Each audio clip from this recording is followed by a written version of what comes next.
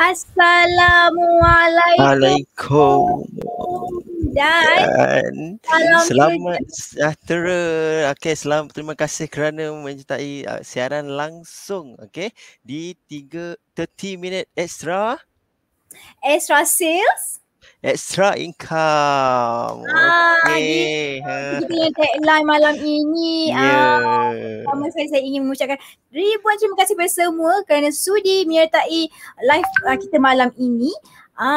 Sambil tu share-share lah kan, betul tak? Kita share-share Betul, lah. share lah link ni kita punya 30 minit extra ni kepada kenalan-kenalan kita, grup-grup WhatsApp kita yang banyak tu.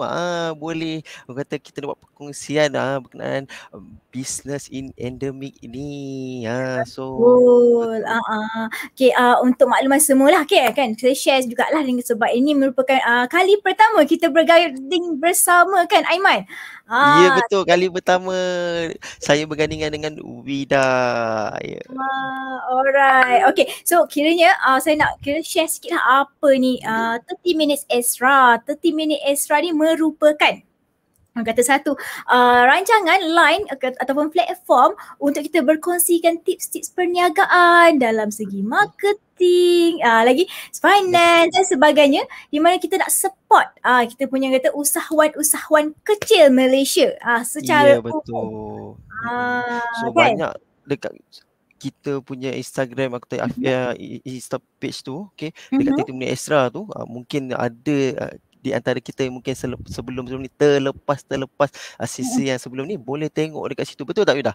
Boleh kita tengok kat situ, betul kan? Betul. Hari ni kita ada berapa? Dah 23 orang join kita punya live. Wow, memang meriah malam ni. Saya nampak ada beberapa komen baru, wajah-wajah baru dalam kita punya kata viewers, sebab ada yang kita punya loyal viewers kan, ada yang baru. So, saya nampak sini Mira Sari. Assalamualaikum semua. Waalaikumsalam. Dan siapa lagi ni? Hazim Halim. Dia cakap ni, salam 30 minutes extra. Lepas ni kita guna salam 30 minutes extra. Kan, bagus juga ni. Hazim Hali. Alright. Kemudian ada Gilbert Tong. Ada ada kata viewers baru, Gilbert Tong. Alright, go. Ni ada Kak An. Puan Noraihan. Hai Wida dan hai Arman. Ya. Cik Fatullah Sofi pun ada. Dia kata power. Apa yang power tu Cik Fatullah? Okay. Alamak, saya suka ni komen ni. Okay, hi Wida gorgeous. Hi Aiman handsome. Wah, okay. Terima kasih. Baru semangat malam. Terus semangat kita Wida ni. Seorang gorgeous, seorang handsome. Terima kasih. Yes, kita nak beri semangat semua orang untuk menempuhi kita bisnes lah. Okay, tajuk malam ni sangat special sebab apa? Sebab kita akan menempuhi fasa baru kan, betul tak Aiman? Betul, fasa endemik. Okay, seperti yang kita maklum. Okay, sebelum kita dah lama jugalah kita menghadapi pandemik ni, almost 2 tahun. Okey, seperti yang kita nantikan oleh seluruh rakyat Malaysia atau seluruh makna kata kita punya netizen lah sekali, di mana baru-baru ni YB Khairi Jamaluddin, Menteri Kesihatan kita telah maklumkan kemungkinan atau kita doakan insya-Allah Malaysia akan masuk fasa endemik pada hujung bulan Oktober ini. Betul tak Wida? So bila kalau kita dah masuk fasa endemik ni, apa agaknya kelonggaran yang semua kita tunggu? Wida, apa yang Wida tengah tunggu sekarang ni? Kalau dah masuk fasa endemik ni. Of course lah, nak rentas negeri. Saya nak pergi Taiping. Saya dah mengidam sangat Taiping punya cendol pulut tu. Ya Allah, sedapnya. Jauh betul lah nak makan cendol sampai ke Taiping. Itu Wida punya. Okey, betul-betul. Ada juga macam saya nak tengok kita nenek kita di kampung. Betul. Lama kita tak bersua muka. Walaupun kita boleh online, tapi orang kata vibe ataupun suasana tu lain lah. Okey, online yang kita berjumpa bersemuka tu. Betul kan Wida? Okey. So sebelum kita nak masuk ke fasa endemik tu, kita ada berapa percentage lah untuk kita vaksinasi punya rate ni untuk kita mencapai herd immunity. Di mana yang kadang-kadang kita dah almost road to 90% lah, almost there.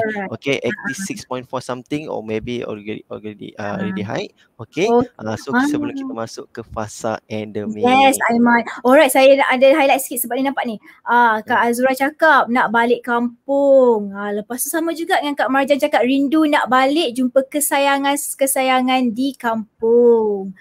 Nampak tak? Memang ramai orang nak balik kampung tau. Ramai yang menantikan lah, kita menantikan saat-saat endemik. Kita doakan semoganya ini jadi realiti atau kenyataan. Amin. Alright, tanpa membuang masa, saya percaya kita pun memang excited sebab apa? Hari ni kita ada tetamu jemputan sangat istimewa. Bukan senang nak dapatkan. Jauh kita panggil ni jauh bidang. Yes. Bukan senang tau nak dapatkan beliau. Alright, saya introduce sikit lah kan. Alright, beliau merupakan pensyarah di Jabatan Perdagangan Politeknik Mukah Sarawak. Jauh ni. Jauh benar kan Sarawak. Lepas tu beliau juga merupakan digital entrepreneurship trainer di mana pada musim pandemik memang kata itu adalah sangat kata in demand. Kan? Alright. Bukan itu saja, beliau juga pernah menyertai kumpulan media Karangkau Sendirian Berhad dalam bahagian pemasaran. So beliau memang ada kata experience dalam pemasaran perniagaan. Kuat santai and then yes. Tanpa membuang masa, boleh saya jemput dia? Beliau? Boleh dipersilakan. Mari kita silakan.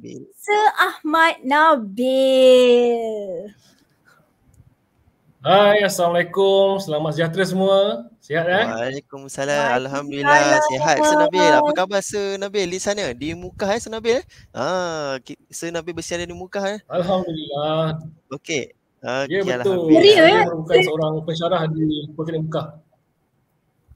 Semangat tu kita mahukan sebab saya rasa sangat ceria malam ni.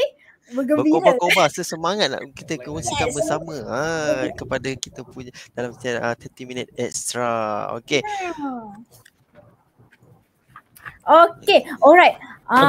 Terima kasih kepada Karigon Media kerana telah menjemput saya, memberi ruangan ini untuk saya berkongsi sedikit sebanyak kepada viewers kita ni. Apa yang saya datang di sini, saya hadir di sini bukan untuk jadi guru, tapi mungkin sebagai berkongsi maklumat apa yang saya tahu untuk saya kongsikan kepada semua kawan-kawan kita di luar ni. Boleh, sangat perkongsian yang akan dikongsikan oleh Nabil kata sangat bermanfaat. Sebelum kita proceed tu so macam yang kita sangat luas kan Aiman? Ya, betul. Ilmu tu dia sangat luas. So kita kongsi, mungkin ada juga, mungkin saya pun tak tahu apa yang saya nak kongsikan. So kita boleh tahu hari ini atau malam ni kita boleh tahu. So seperti yang kita ketahuilah, sebelum ni kita fasa pandemik, sekarang ni nak masuk ke fasa endemik. Mungkin apakah persediaan yang perlu dibuatlah ataupun seorang usahawan ataupun seorang peniaga dalam memasuki fasa endemik ni, Sir Nabil? Apakah persediaan ni? Sebelum kita berbincang lebih lanjut mengenai persediaan ni, kita fahamkan dulu apa tu endemik. Boleh. Sebenarnya kita saya tengoklah laporan daripada Esro Awani. Dia kata endemik ni merujuk kepada penyakit ataupun wabak yang sentiasa wujud dalam kawasan daerah tertentu. Maksudnya kita dengan pandemik dan endemik dua-dua masih ada virus, tetapi bezanya di endemik ni kita akan hidup dengan virus ni. Mungkin perniagaan-perniagaan akan dibuka ataupun kita boleh bekerja seperti biasa di pejabat-pejabat. So bila memasuki fasa endemik ni, apa persiapan yang boleh dilakukan oleh individu-individu ataupun peniaga-peniaga di luar sana? So perkara pertama yang saya boleh kongsikan, sebelum masuki fasa endemik ni, kita kena ada ilmu. Ilmu tu mungkin ilmu dari sudut perniagaan ataupun ilmu dari sudut SOP. Sebab kadang-kadang ada orang ni dia keliru SOP. Nanti bila dah kena saman ke bukan kata boleh ke? Kata hari tu boleh, tapi rupa-rupanya SOP dah berubah. SOP dia berubah. So kita kena check di saluran yang betul. Kadang-kadang kita check di Facebook, bukan Facebook kata boleh ke? Dia tunjuk screenshot. Lepas tu polis kata, tak boleh cik, sebenarnya cik nak tengok SOP terbaru di website MKN. So Betul. kita kena ilmu, ada Pastikan ilmu. saluran tu kena betul lah. Betul, itu pun Ya, salah satu kita betul. gunakan ilmu. Hashtag Betul. geek. Kadang-kadang ada orang share di WhatsApp kan. Dah boleh rentas negeri. Oh, kita pun happy dah boleh rentas negeri. Lepas tu pergilah balai polis nak rentas. Bila masa boleh? Cik, ni saya tengok orang share kat grup WhatsApp. Saya rasa ni troll je ni. Macam tu lah. Yang pertamanya kena ada ilmu dari sudut SOP ke ataupun ilmu perniagaan. Kedua, mental kena betul. Persediaan mental kita kena ada, iaitu persediaan mental sebagai seorang peniaga dan usahawan. Okay? Iaitu kemampuan untuk survive dan juga mental untuk adaptable. Nanti saya akan terangkanlah apa tu adaptable. So, bagi saya, untuk memasuki fasa endemik ni ada 3. Pertamanya ilmu, kedua mental kena betul dari sudut survival dan juga adaptable. Alright. Okay. Kalau macam tu, okay. Bila kita dah ada persediaan tadi kan, 3 persediaan tu, okay. Bila masuk fasa endemik kan, mungkin ada perbezaan dahulu dan sekarang. Okay, maksud saya macam ni. Sebab sebelum ni, bila kita sebelum ni kita ada pasar malam, selalu buat event kan, betul tak? Kita hadir konsert, kita beli konsert, acara-acara. sembahyang Jumaat ramai-ramai pun boleh. Ramadan. Bazar Ramadan, rindu bazar Ramadan. Sedapnya. Okay, lepas tu okay. Bila kita dah kata berseronok macam tu kan, tiba-tiba pandemik, tiba-tiba lockdown, tiba-tiba semua tiba-tiba ni. Tiba-tiba tak tahu macam mana nak. Tak boleh sebab dulu kalau kita mati kutu kata, mati akal kata. Bila dulu kita pandemik ni mati. Kita buka dekat Shopee Mall, kedai, betul tak? Kita pergi, pasar malam, segala-gala kita dapat dalam sekeliling kan. Sampai kita panik, sampai ada shopping, panic buying, sebagainya. So, bila pandemik ni, it's like a culture shock for almost everyone lah kan. So, jadi so dalam kita punya malam ni kita boleh kita nak share sikit lah, share ataupun kata share bincangkan apakah persediaan yang apakah perbezaan waktu urus niaga tu lah. Urus niaga waktu akan datang yang sebelum ni pandemik, sekarang kita nak masuk fasa endemik, apa persediaan minta maaf, perbezaan saya tersasul, minta maaf Sir Nabil perbezaan urus niaga dulu dan sekarang. Betul, perbezaan dia macam mana? Ada beza. Saya rasa macam student saya dah, minta maaf. Ya ke? Okay. Saya rindu nak jadi student, Sir. Okey, perbezaan ni kita dapat rasa pada fasa pandemik lagi kita dah rasa. Bukannya masa endemik, masa pandemik lagi kita dah rasa. Dan kita boleh lihat di luar sana, syarikat-syarikat ataupun peniaga-peniaga kecil yang ada mental survival dan adaptable yang akan survive sampai sekarang. So untuk masuki ke fasa endemik pun sama. Kena ada mental yang kuat untuk survive dan adaptable. Okay, saya bagi contoh adaptable tu macam mana. Kadang-kadang pernah tak tengok orang tu dia menjual produk A. Tiba-tiba masuk je pandemik, dia terus jual produk B. Pernah tak? Okay. Sebabnya dalam perniagaan, bukan barang yang dijual tu yang penting. Bukan kepentingan tu, bukannya kita bukannya fikir malam-malam aku nak jual apa bukan. Sebenarnya yang penting adalah kepada siapa kita nak jual. Target audience lah sebenarnya. Yes, target audience, betul. So bila kita tahu apa yang dia nak, kita supply benda tu. Lebih mudah macam tu. So itu antara contoh yang boleh saya berikan lah. Dia ada survival punya spirit dan adaptable. Skill di mana kita patut menjual pada target audience, orang yang memerlukan produk tersebut. Macam tu kan? Ya, betul. Ataupun dia kena terima waktu sebelum ni ini boleh pergi. Okey, bila tak boleh pergi, kita tukar shift benda lain. Ni boleh pergi. Ataupun adaptable yang saya masukkan adalah pernah dengar tak sebelum ni kita macam kadang-kadang kita borak dengan kawan-kawan, kita borak dengan family, buat apa sekarang? Saya berniaga online. Buat apa sekarang? Saya berniaga nasi lemak. Dia apa yang difahami oleh individu tersebut, dia tidak sepenuhnya betul. Untuk dia faham, berniaga ni tak ada offline, tak ada online. Survival skill dan adaptable tu, kita kena buat apa saja supaya produk kita tu sampai kepada pengguna. Misal kata online tu adalah satu medium dan juga offline pun satu medium. So kita jual dua-dua. Kenapa kita nak separatekan? Saya meniaga online, so tak nak jual offline ke? Salah ke kalau buka kedai? Ataupun kalau saya buka kedai, so kenapa jual kat kedai je? Salah ke kalau online? So adaptable tu kena ada supaya kita tak terkejut bila jadi masalah-masalah macam ni. Bila jadi isu timbul pandemik, saya buka kedai, so tak boleh buka kedai, tak boleh meniaga. Itu yang terjadi masa pandemik. Ya, betul. Kita membuka platform dan membuka peluang kan.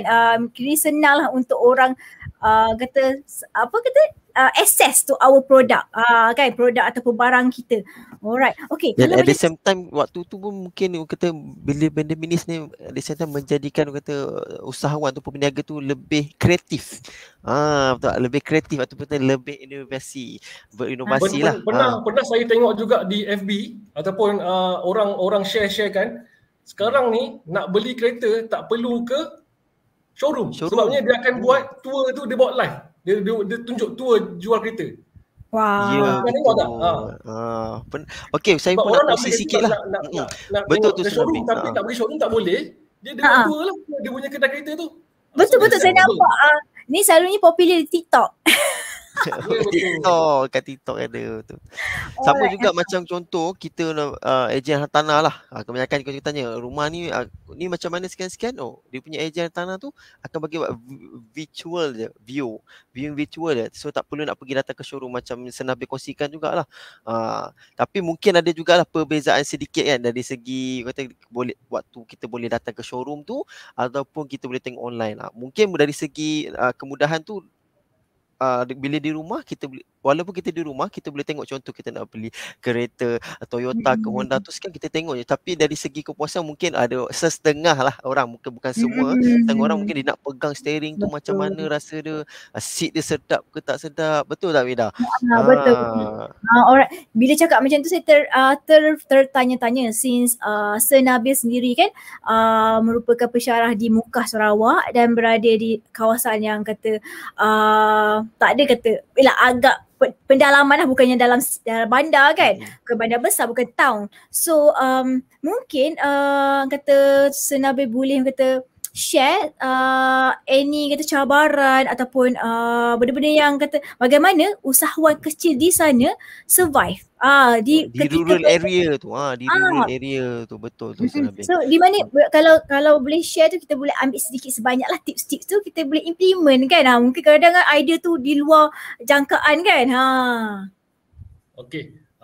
Sebelum saya cerita apa yang saya boleh share kejadian di Mukah ni, saya nak share satu benda lagi lah.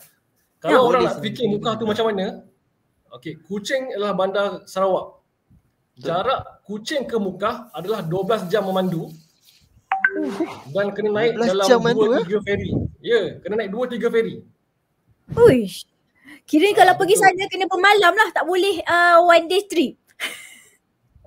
Cara keduanya kena naik kapal terbang. Kalau korang pernah tengok cerita Jurassic Park, kapal terbang yang boleh naik 2-3 orang tu.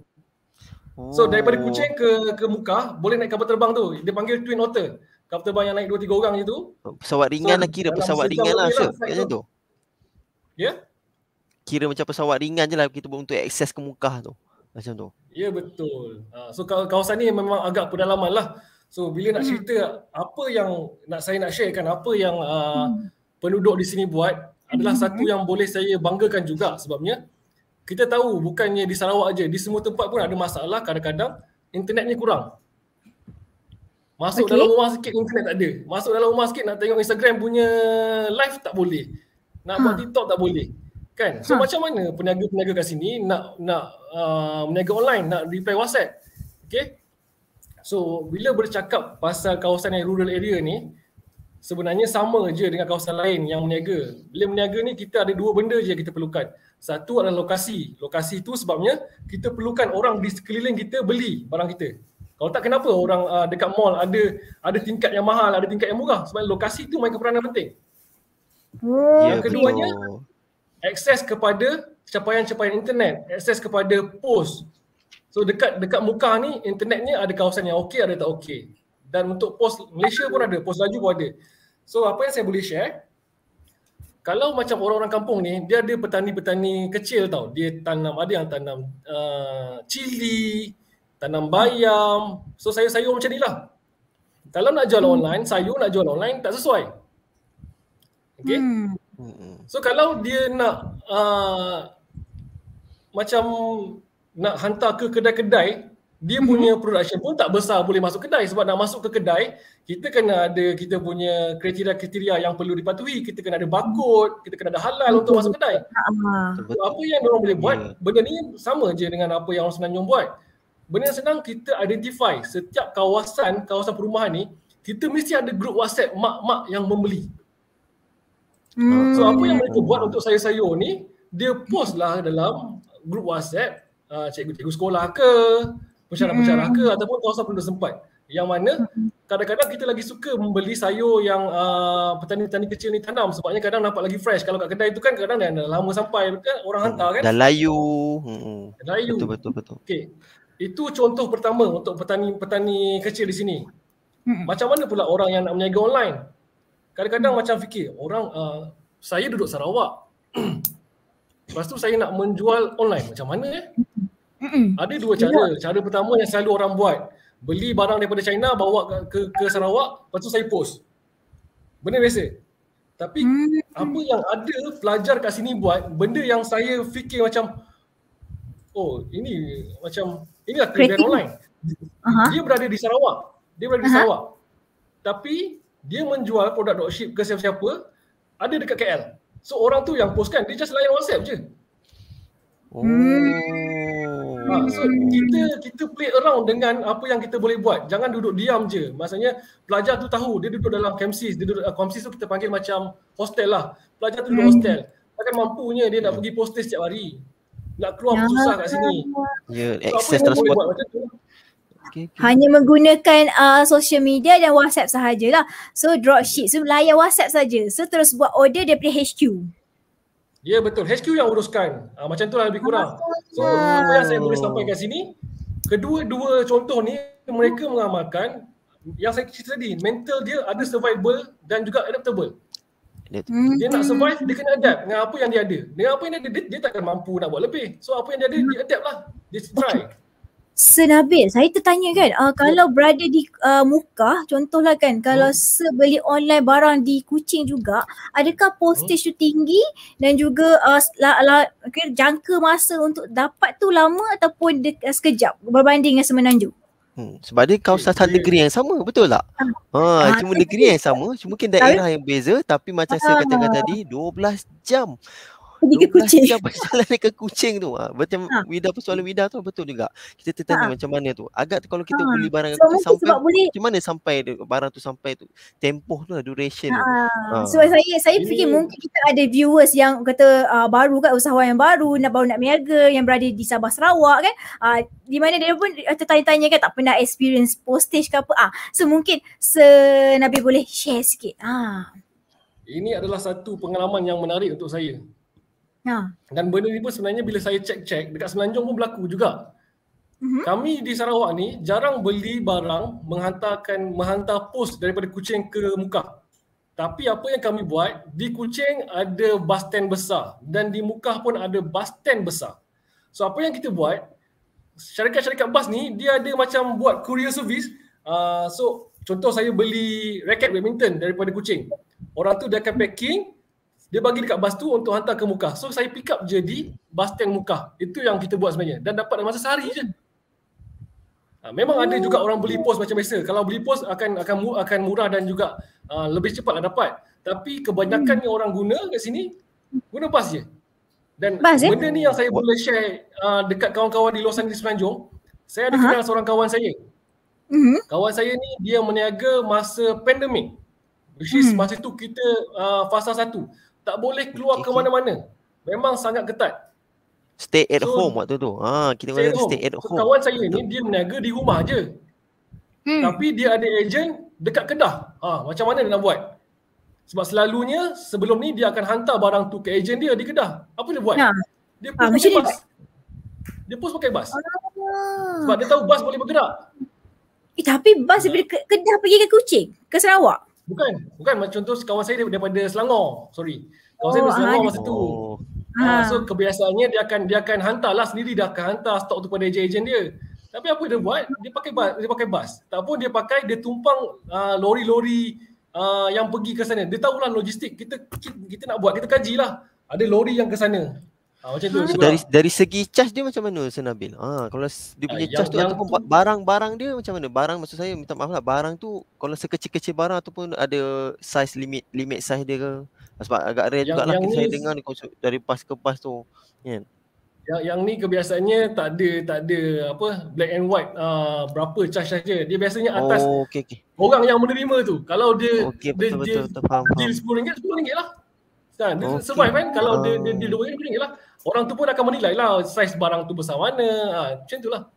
Kiranya contoh kalau saya berniaga, saya duduk kat Sabah, Sarawak ke kan. So saya berniaga kat Sabah lah contohnya. So customer saya emang Sabah ni maybe jauh sikit.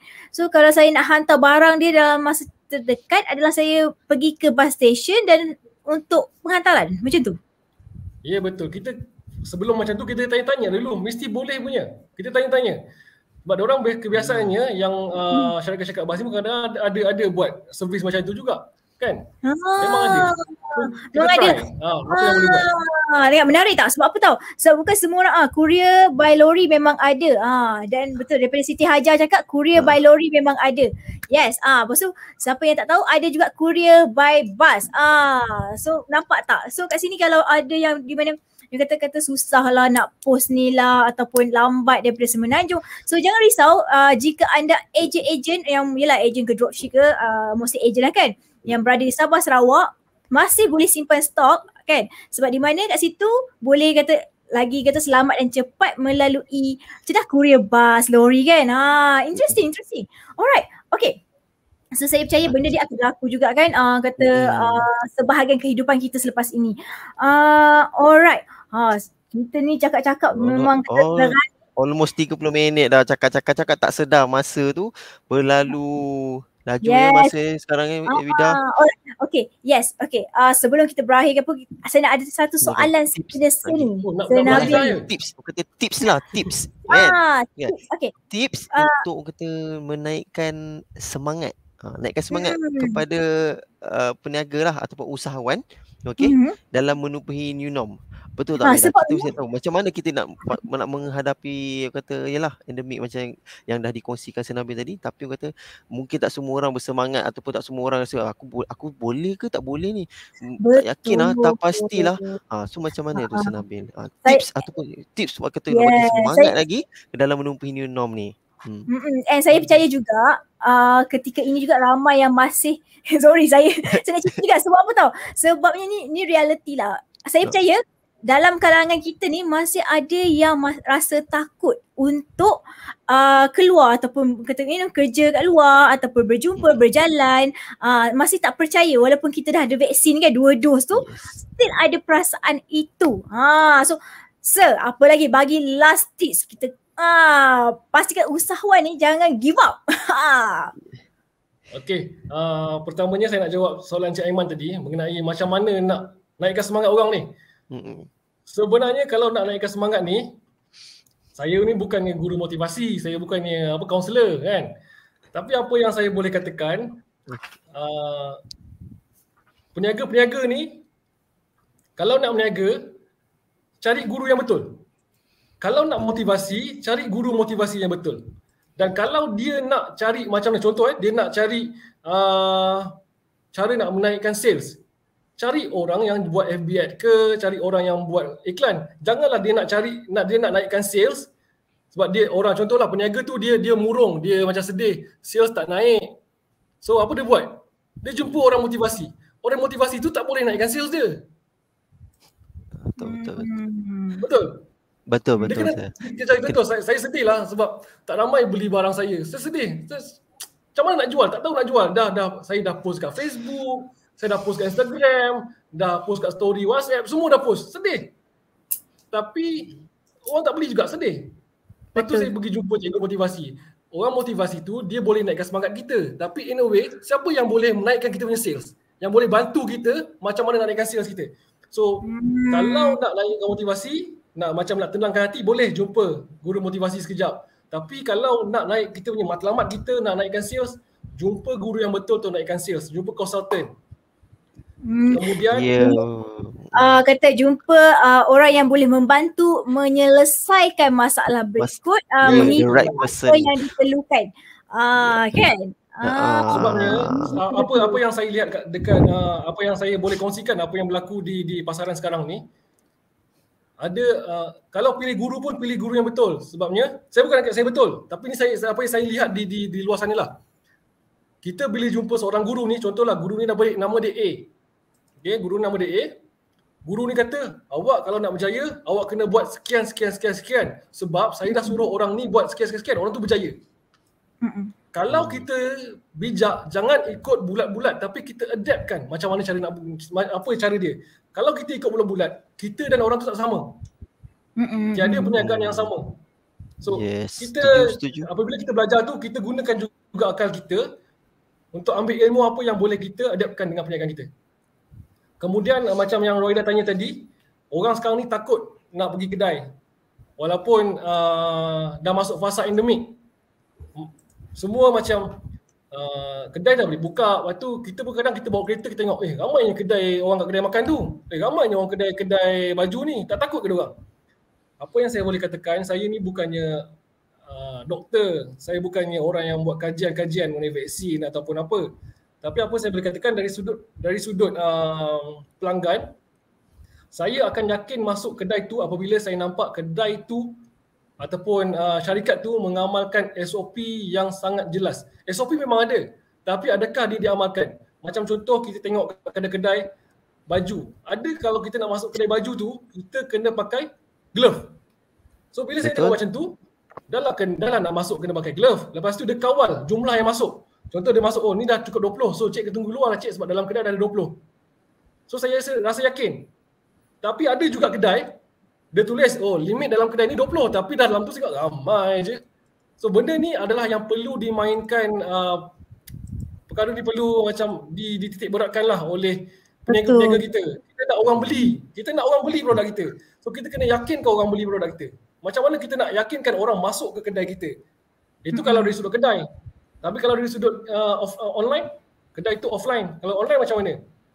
Macam contohlah kita nak menjual di Facebook. 2-3 hari lepas Facebook down. Dah tak boleh menjual. Macam mana? So kita kena ada backup lain. Mungkin Instagram pun down hari tu. Facebook, Instagram, WhatsApp, Twitter down. Apa yang kita boleh buat? Website. Kita kena ada backup tu. Itulah kita sebagai peniaga, kita kena survive juga.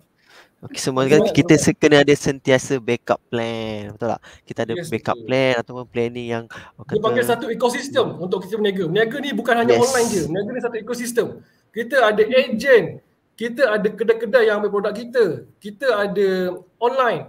Bukan hanya kita berpandukan pada agent je. Kita ada online juga. Kita ada dua-dua. So misal kata kalau online tu collapse, kita ada agent. Kalau agent tu collapse, kita ada online. Dua-dua kita ada. Macam itulah. Saya mengingatkan, ia mengingatkan saya pada satu inilah perniagaan di mana untuk berpantang, dia ada kuatkan SOP. Sebab kan sekarang ni orang pantang semua orang lah bila bersalin tu mesti nak berpantang tapi risau tak boleh balik kampung kan. So macam mana nak pilih the confinement lady ni, mostly bila syarikat-syarikat tu dah mula buat kata okay stay satu dalam rumah, takkan keluar.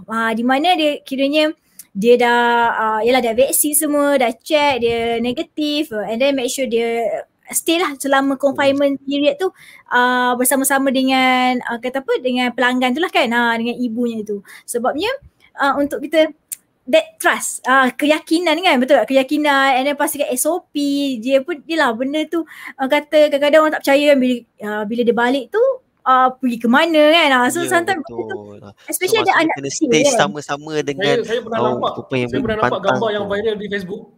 Saya nampak gambar viral di Facebook, kedai mamak, dia letak banner besar-besar. Semua pekerja kami telah divaksin. Dia nak menarik customer. Betul tak? Supaya orang yakin. Itu je. Ya, betul. Atau effort tu je. Semua pekerja saya dah divaksin. Settle. So Yes. orang yakin nak. nak datang. Good idea. Nampak tak? So Good. kira siapa yang usahawan yang ada premise kan, bila nak buka nanti kena buka macam tu. Like satu Buka poster banner besar-besar. dia Letak cakap banner cakap pekerja kami semua telah divaksin lengkap 2 dos.